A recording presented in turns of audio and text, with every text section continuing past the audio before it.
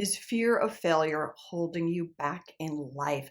I hear this so often. It's a very, very common fear, and it's a very common reason that people stay stuck. So let's talk today about how to overcome fear of failure.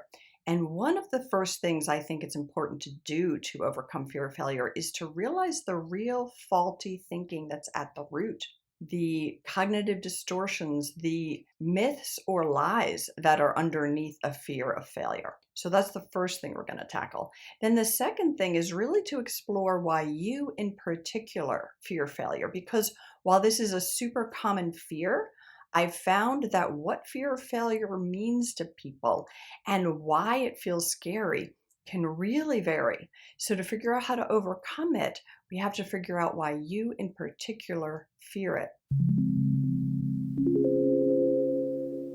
So for those of you who know me, you know that I don't tend to give you like, boom, boom, boom, do these 3 things, you'll be fine. It's really quick and easy.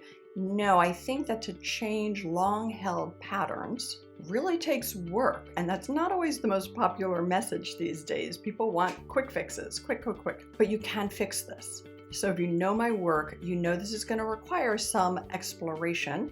And if you're new to this channel, welcome. I hope you find this useful. And if you do, please subscribe. And for everybody watching, if you like this video, please do hit that like button because it is a big help. Okay, let's get into it. So the fear of failure is based on a concept that there's failure and success.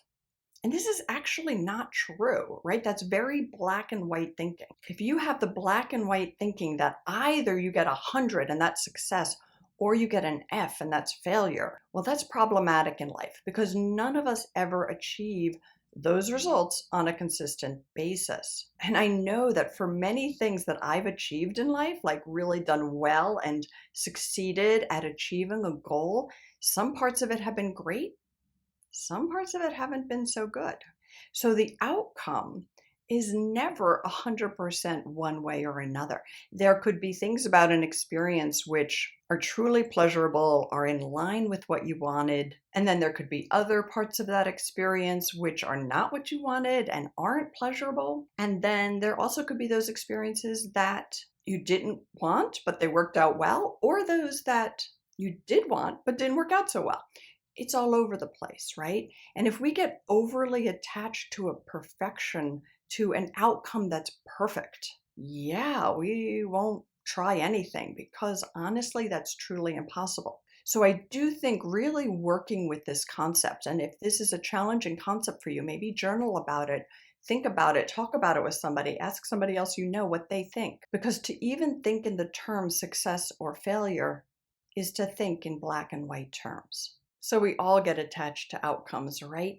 Yet if we think we know the outcome that has to happen, like really we're so attached to it that if anything else happens, life won't be okay, that's faulty thinking. And I worked on Wall Street in the 1980s, and there was a period towards the end of the 80s where suddenly like 40% of people were being fired. For my department, 40% got fired. And in other areas, 60% got fired. And the people I knew who got fired later look back and say, that was the best thing that ever happened to me. That job was not a fit. I wasn't happy. All these other opportunities came up. That is not the outcome they wanted. They probably saw that firing as a failure, and yet it was the best thing that happened to them. So this brings to my mind a little bit of humility in terms of thinking that we know best, right? We sometimes need to be a little bit more humble on that. I've definitely learned that at this age. I don't always know best. And I get a lot of comments from people who are in school or who are trying to get into a particular school, and their anxiety is so high because they'll say, my life is over if I don't get into this school. My life is over if I fail this exam. And actually, that's not true. So that's the first thing I want you to explore, is that even thinking that there is such a thing as success is here and failure's here is faulty. Okay, so let's go to the second part of this video and of the process of overcoming your fear of failure. And that is to identify what fear underlies your fear of failure. Why do you fear failure? What's the scary thing about it, right? And that can really vary person to person. So I'm going to give a handful of examples that I think are pretty common, the examples of the fear that's under that fear of failure. But if you have a different one, let us know in the comments. And you can also let us know if one of the ones I mentioned is what is holding you back with your fear of failure. So let me ask you, if you fail, what then? And then when you think of that scenario, well, what's the problem with that? And let's just keep going through those questions. Like, what's the problem here if I fail? And one of the most common things people truly fear when they have a fear of failure is fearing the judgment of others. And often it's actually the judgment of a very small number of people. Could be the judgment of their parents. It could be one sibling or one particular friend, or it could be very general. I'm afraid people will judge me.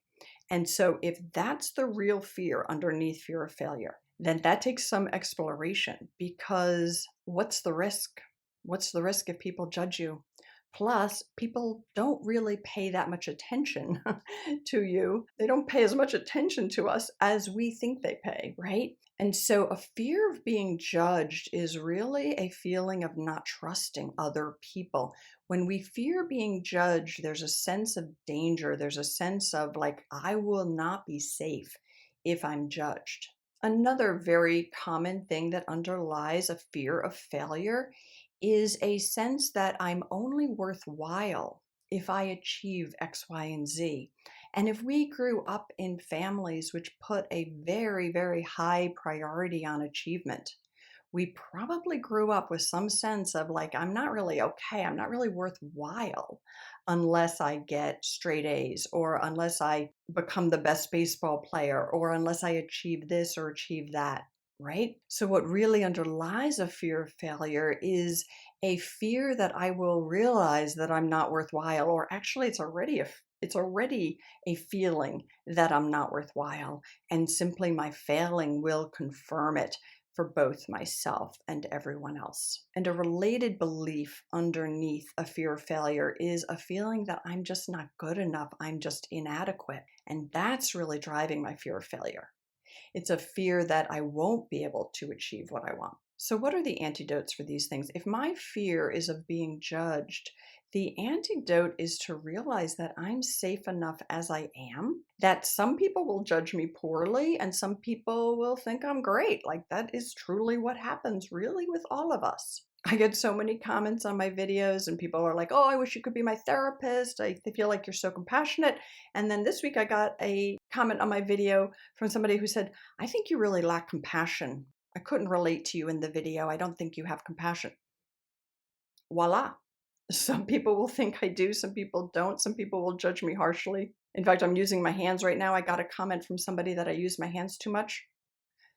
I don't want to become self-conscious about using my hands, so I'm going to continue to use my hands. So, yes, people might judge us, and so what?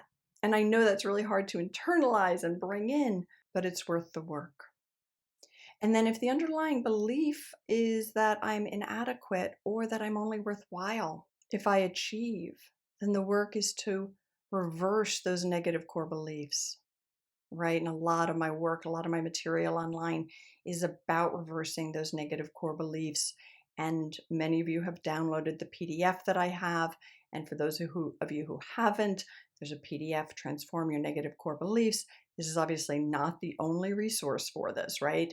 Other things can help when we need to reverse our negative core beliefs: therapy, EMDR, being in a positive relationship. There are many healing modalities, right? But really healing that core is what's going to reverse the fear of failure. And having just said that, I have to counter it with something, right? Because yes, we have to heal those negative core beliefs really to feel better long term. But the other thing that helps with the fear of failure is just do it. Take action, take small action. Action is actually the best antidote to a fear that's holding you back. I do feel that if you really delve into what the fear is underneath that fear of failure, like, why is failure a bad thing? What does it say about you? What does it say about the world? What's the fear that goes with that? And then when you come up with your statement, go even deeper. What's the fear with that? And then even deeper. And I do feel at some point, if you do this exercise, you'll hit almost a point of absurdity. You'll almost have a feeling of like, wow, it is so absurd to think that if I apply for this job and I don't get it, I'll be a laughing stock, and then I'll never get a job, and then this will happen, and then that will happen. Like, those events are not tied. If I apply for this job I'd really like and I don't get it, okay, I'm disappointed. It's a bummer. Maybe I can learn from it, maybe not. Maybe I can figure out why. But right now the universe doesn't want me to have that, right? Which is also why some faith and trust in some kind of higher power or the universe or just our place in the world can really be helpful. Things don't always work out as we want them to. These are truths, these are realities, and if we can accept them, that fear of failure just goes away. So often, our fears, the fears that hold us back, actually guarantee that the thing we're afraid of will happen, right? So if I am afraid of failure, so I don't try for something I want, I am guaranteed to fail. I am guaranteed never to be able to achieve what I want. And that's true of many types of fears and anxieties. They tend to ensure that we'll get the result we don't want. So action is often required just to push through the fear, because you can actually feel fear and do something anyway. Yeah, interviews are scary, right? Like, it's normal to get a little anxious when going for an interview. It's normal to get a little anxious when applying for a new job, when taking an exam you need to take to get into a university you want to go to.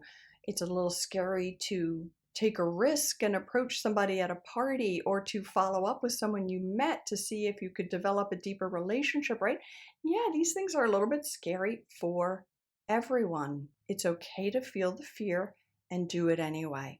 And at the end of the day, that's one of the truest antidotes. So let me summarize, because I've kind of rambled a little bit in this video. The antidotes to fear of failure.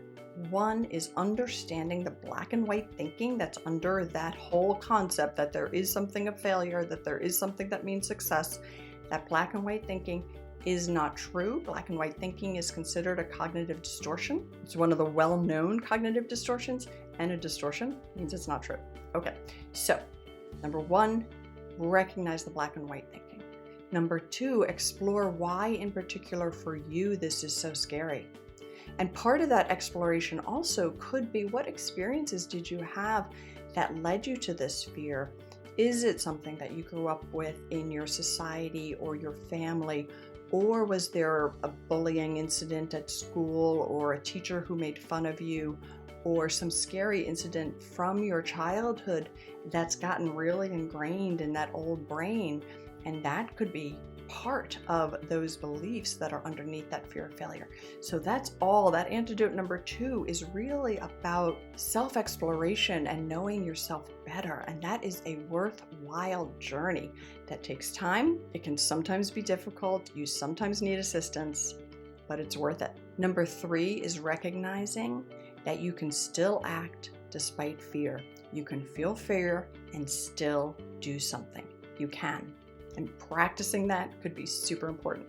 And then I'm going to throw a fourth thing, which I mentioned before, but I'm going to throw a fourth thing into the summary here at the end, which is to let go of this false belief that you can achieve a perfect outcome. It's not true. Nobody can do that. Not you, not me, none of us. It doesn't exist. And the journey of life is where its richness is. The journey of life is where we find joy and connection and relationship.